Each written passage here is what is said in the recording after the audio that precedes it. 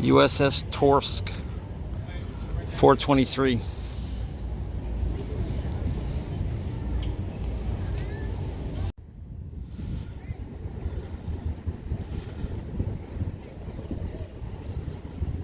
So we're gonna enter the sub here. There's two gangways, so I think one is enter, one is exit. You'd be embarrassing your family. Right there. Once you come up the gangplank, if you don't already have a ticket, there is a booth here. You can purchase a ticket, or you can buy a ticket online. And we're gonna go aft of the USS Torsk submarine. And we'll work our way down inside the ship. We'll come back, and then we'll go forward. So as you can see, I'm here in the inner harbor, and my hotel is just right over there. There is also the USS Constellation, which is over there. A Liberty light ship is behind me, a Coast Guard vessel. And so you can see that this is the rear. And he said they're replacing the deck boards through this area.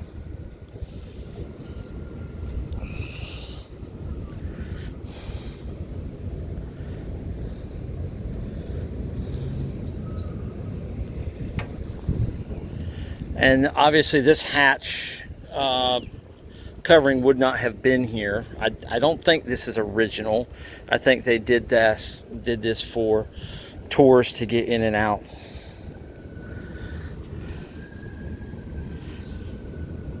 So we're gonna go down the steps. So there's handrails, so hold on tight.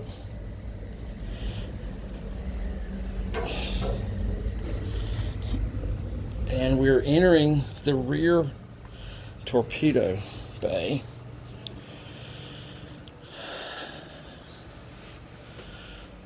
So you would see that there's torpedo hatches there. And there's also berths that would be held in here, just like any typical submarine design, that the crew members would sleep alongside the torpedoes in any spaces they could get. Sometimes they would hang hammocks up as well. It looks like there's 2 torpedo tubes here. And then we're going to move forward. Just watch your head. It is a submarine, so it's very compact. You have one of the bathrooms here. And then you have a small hatchway. So typically, grab the handle, step through with one foot, duck your head, swing in. This is the command and control area. And you can see the diagram of the submarine here. This will be the generator room.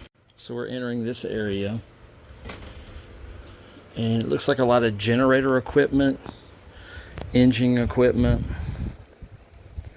There's a diagram. Maneuvering. This is the maneuvering room.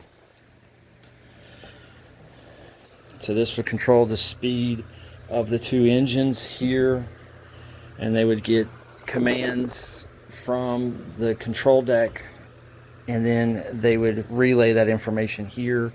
So you have generator panels. And we're going to keep moving forward here. So this would be generators to my left and right. Again, grab the overhead handle and step forward into the hatch and take your head in. Almost to where you could grab the handle and swing. So these would be the engines. And this is not nuclear power. This is diesel electric motors.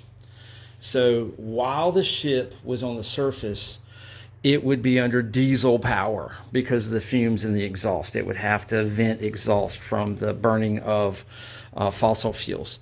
But these 2 engines would propel the ship through the water. When it was submerged, it would go to electric.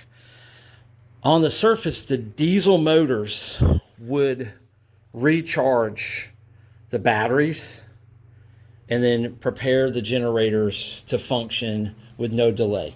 There is seating in here. You see all your turns and switches.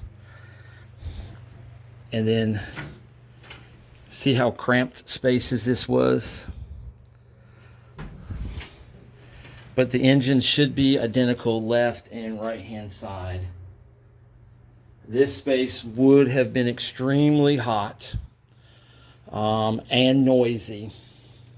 So again, I'm going to grab overhead, duck, step through. Okay. And it looks like there's more engines. Looks like this vessel had 4 engines, or maybe 2 long linear engines. I'll have to verify that, but I'm seeing two engine rooms with engines on the left and right hand side.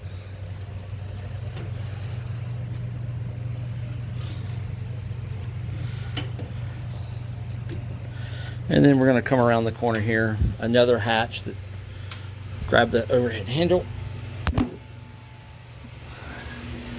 This would have been the galley area in here. So you can see it's a very small kitchen, a lot of refrigeration, but not a lot of space. And we're going to look through here.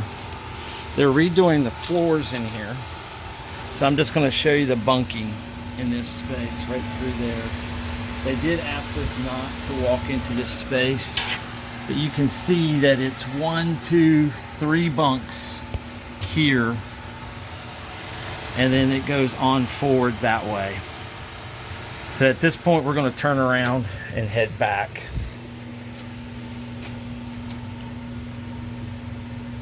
And this would also be another crew bathroom here and another crew bathroom there. So we're just going to walk back and walk out.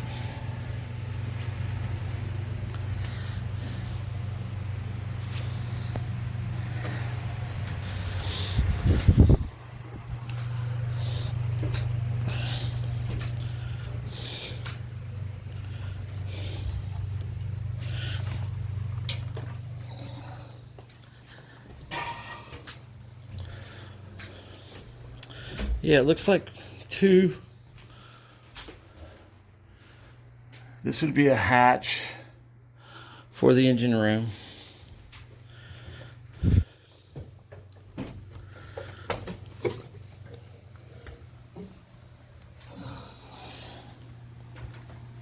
And we're back in maneuvering.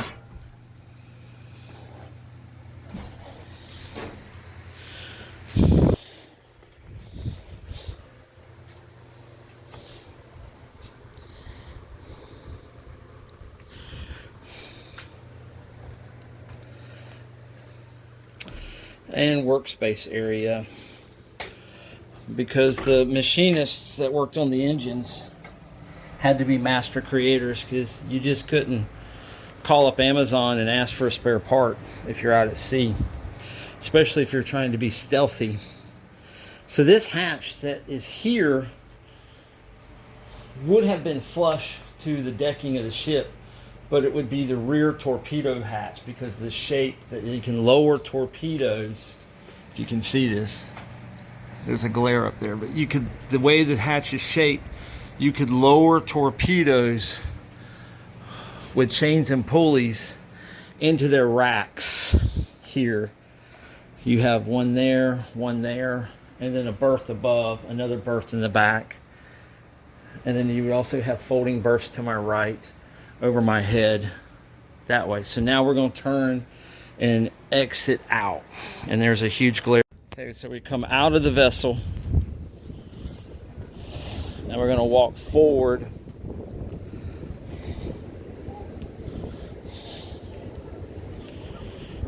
So I'm standing on top of the fuselage section that would cover the pressure hull.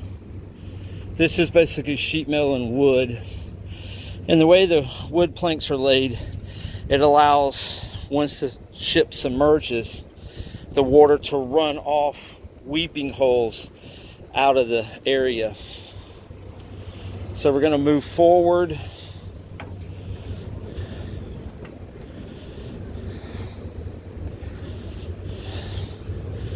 You do have ladders to go up to the top of the conning tower. So the USS Torsk 423, as I walk forward on the decking, there's another hatchway there that will go down.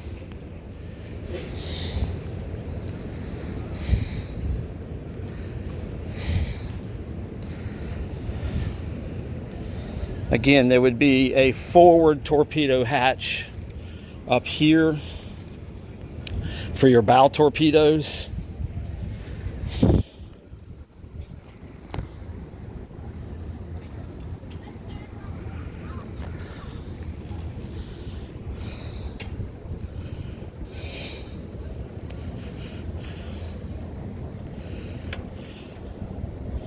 And that would have been here, which would have been this plate right here.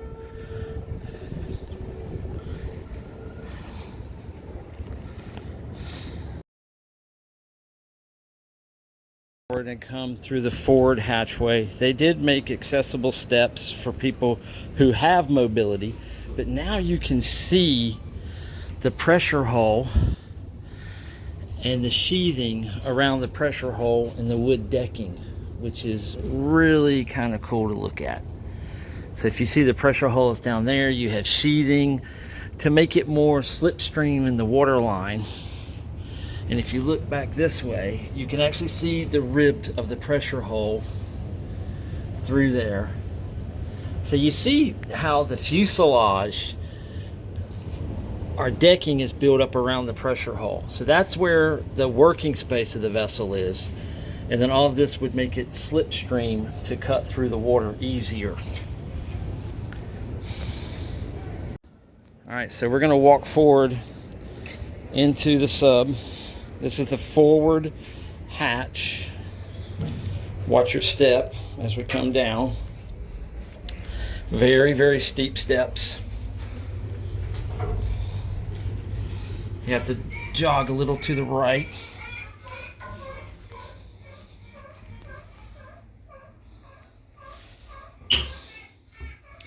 And again, this is the forward torpedo room.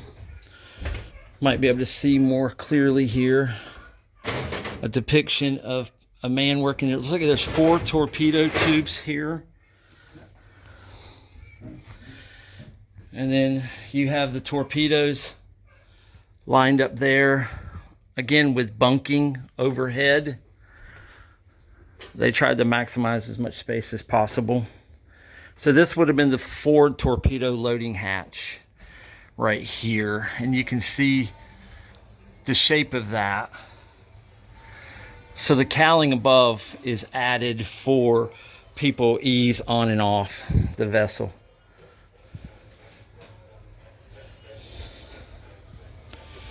So as you come forward here, this is a sonar shack. So I'm gonna just kind of peer down in there. So this is where the sonar radio operator would be listening for surface and submerged contacts here, and he would be giving directions to the captain or commander to identify where those contacts were and at what speeds they were traveling, and to try to also identify the type of vessel that was. And then on the other side should be the officer's bathroom. Is right there. And then we're going to step up. But first we have whale. We've picked up a contact of a submerged whale.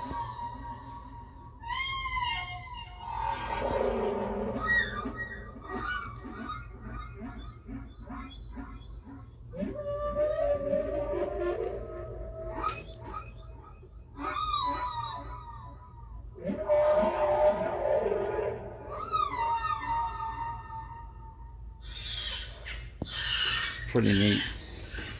All right, we're gonna step through the hatchway.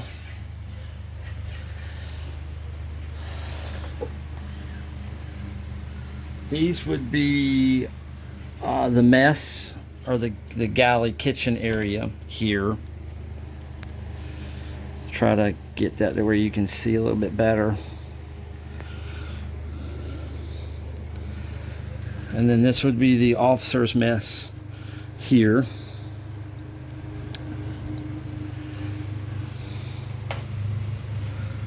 Officer's bunking is through here, and I'm just going to turn so you can see. So you'd have 4 officers in this space, and they may have to share spacing, 12 on, 12 off, or were they able to maintain their own berths?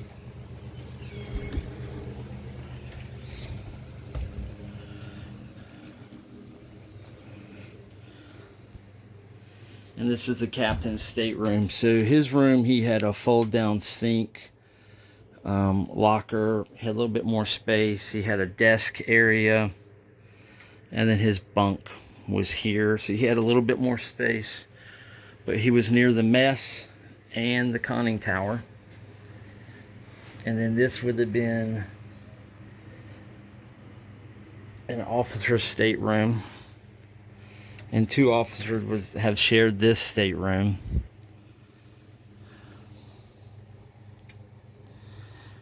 Here also with a fold down sink, fans in this space, and then we're moving forward. This is the chief petty officer who's in charge of the crew, the enlisted crew. So you have, looks like 1, 2, 3, 4, 5 bunks in this space.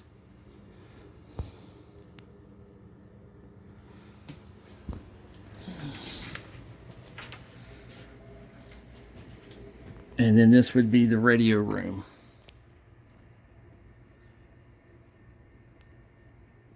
Communications room.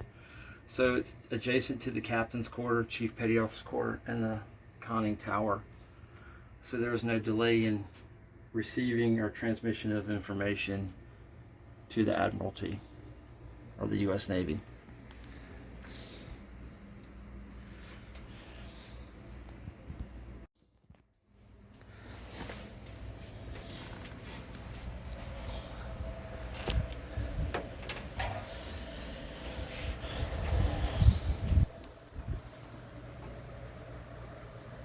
You have your compass here as I first come in.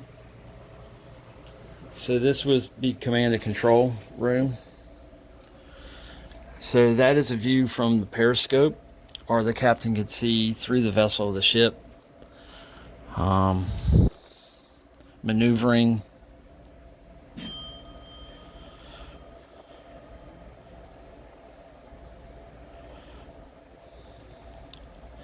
And then out through the periscope. I think that's new. That's the conning tower view.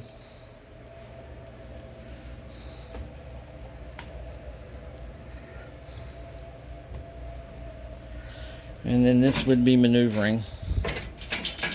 Control elevation, pitch, yaw, and depth.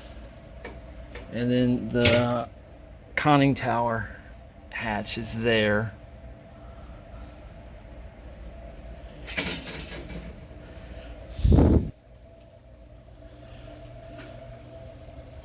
Pressure valves for preparing the ship to submerge or to breach the surface.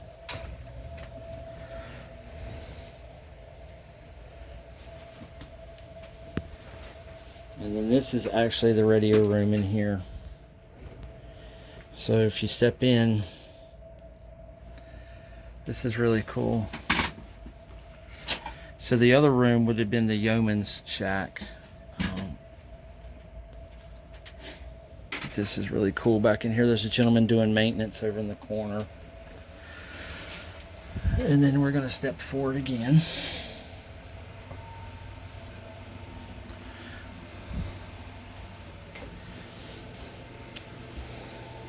And then this would be the general mess for all the other enlisted sailors through here.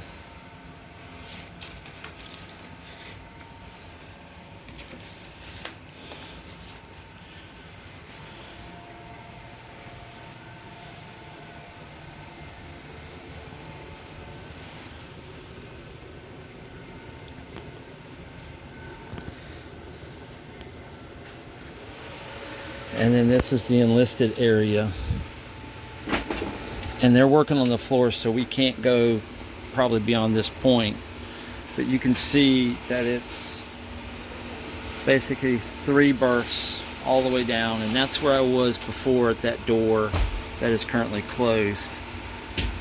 But this is where most of the enlisted would be berthed, and a lot of times on submarines they would have to share bunk space, which means 12 hours on, 12 hours off, or 8 work, 8 rest, 8 sleep. However they deemed to prepare that. So we're just going to walk right back on out and say thank you, because this is really nice.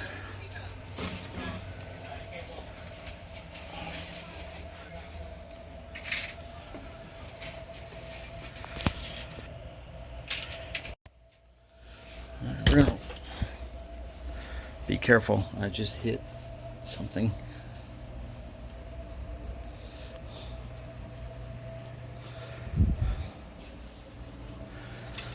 So the reason why I do these videos is people with mobility issues obviously cannot traverse this space. It is not accessible, but it is a warship. And at the time that it was built, it did not need to be accessible. So it is a living history museum that you can enter and come aboard. And so I do these videos so people can see what it would have been like.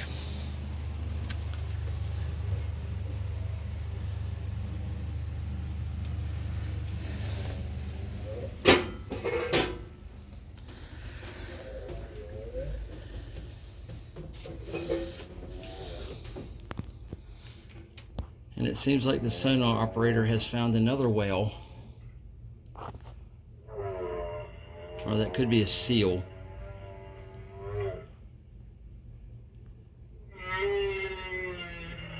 No, it's a whale. Those clicks would be an orca. So that is a orca or killer whale. And dolphin. Alright. Who know more about sonar than the entire U.S. Navy. Alright, so we're going to head up the hatchway and head on out of the vessel. So this is a really unique feature of this period of a submarine, is they have an enclosed cowling with windows. So that way lookouts or the commander could actually be standing in a somewhat protected space, and he would still have visibility of what was going on. So, and then you have the periscopes up top there. But that is reminiscent of Russian designs, because if you look at the Russian Typhoon class submarines, they have enclosed spaces with windows, because if you think in the territories that the Russian fleet was sailing in, it's very, very cold year-round, and in the winter times they would only be enclosed so the wind just didn't cut through them so much. So it is a self-guided tour, but once you come up the gangway, there is a information shack here that if you don't currently have a ticket, you can buy a ticket, but you can also buy a ticket online. And the ticket that you purchase is also good for the USS Constellation, the light ship, the Chesapeake light ship that's forward of us, a Coast Guard cutter, and then on the weekends a seven foot, what they call it, 7-foot lighthouse, which is that direction. But you can ask this person questions. There is signage downstairs that you can walk through and read. Again, watch your head, watch your steps. But this is your tour. Thank you for watching.